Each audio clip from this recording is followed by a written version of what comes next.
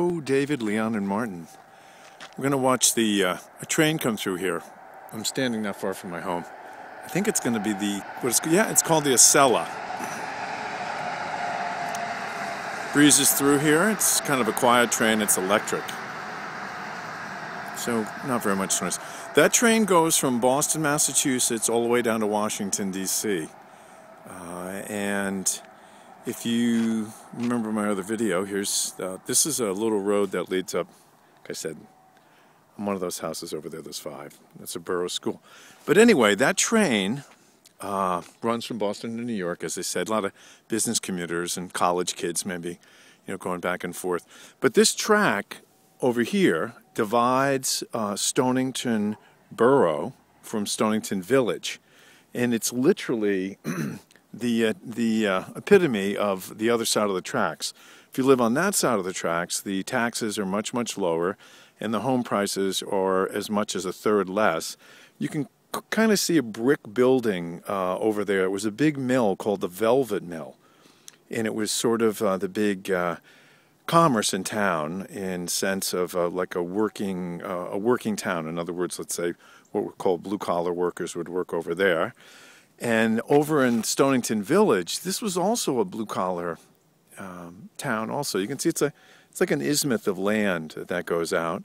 And this was a fishing village all the way up until really the 1970s. And you can see here's a stand for a bird that they're trying to protect here called an osprey. We're looking out onto Long Island Sound. I think I've told you this before. We have Rhode Island there and New York there, but this is a big, big sound, and it's actually open ocean. I think if you go straight across from here, Leon, maybe you'd find this interesting. If you went straight across from here, we'd bang into England. It'd be quite a schlep.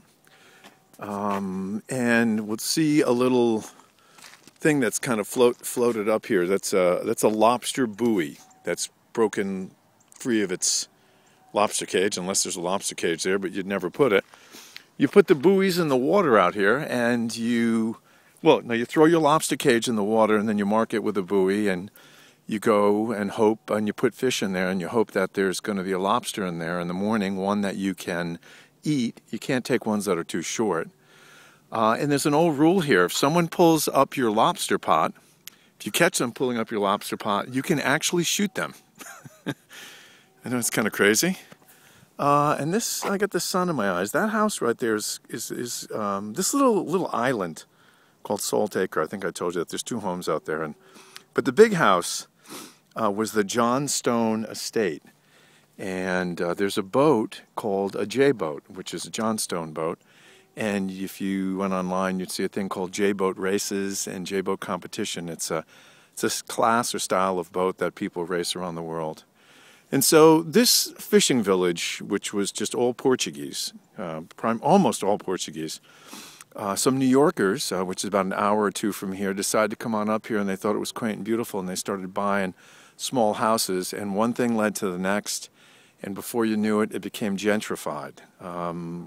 Well-to-do gentlemen moved into the town and raised the prices so high that the people that lived here were not able to afford to live here. So it's a little history lesson on our town.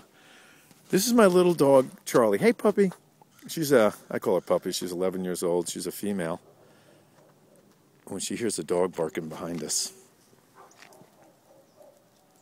I can hear the dog barking behind us. We're going to walk back to our house. Now, come on, Charlie. Go ahead, pup. Go. Tonight, Dave, we have a dinner party at Jill's house. Actually, we're going to have my brother Richard and his wife Danny over. Very nice.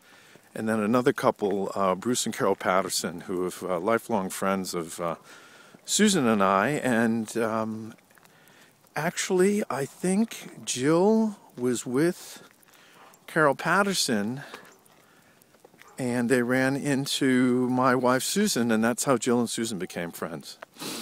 I'm off to work today. I apologize for not getting a chance to answer your well-written, as always, text, email, and I talked to you about QRS piano installations and piano disc, and that's what's going on, but I'll talk to you soon.